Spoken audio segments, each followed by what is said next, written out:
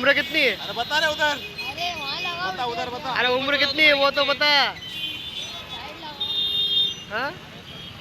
बता ना रे कितनी उम्र है? हाँ?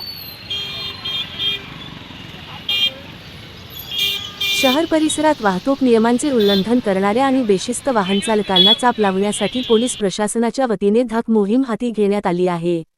याचाच एक भाग म्हणून शहरातील अत्यंत रहदारीच्या मोसम पूल परिसरात पोलिसांनी अचानक नाकाबंदी केली।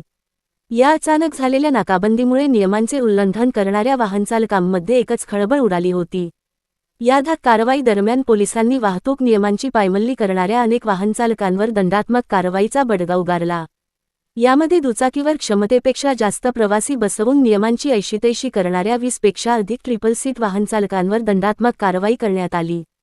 तसेच नंबर प्लेट नसलेल्या अथवा संशयास्पद वाटणाऱ्या 15 पेक्षा जास्त विना नंबर प्लेट वाहनांवर पोलिसांनी कारवाई करत दंड वसूल केला। याशिवाय स्वतःच्या आणि इतरांच्या जीवाला धोका निर्माण करत मद्यधुंद अवस्थेत वाहन चालवणाऱ्या 2 बेजबाबदार चालकांवर ड्रंक अँड ड्राईव्ह कडक कायदेशीर कारवाई करण्यात आली आहे। विशेष म्हणजे या नाकाबंदी दरम्यान 2 ते 3 अल्पवयीन मुले देखील रस्त्यांवर सुसाट गाड्या चालवताना आढळून आली। पोलिसांनी तातडीने या अल्पवयीन मुलांच्या गाड्या जागेवरच जप्त केल्या आणि त्यांच्या आई वडिलांना तात्काळ पोलीस चौकीत बोलावून घेतले।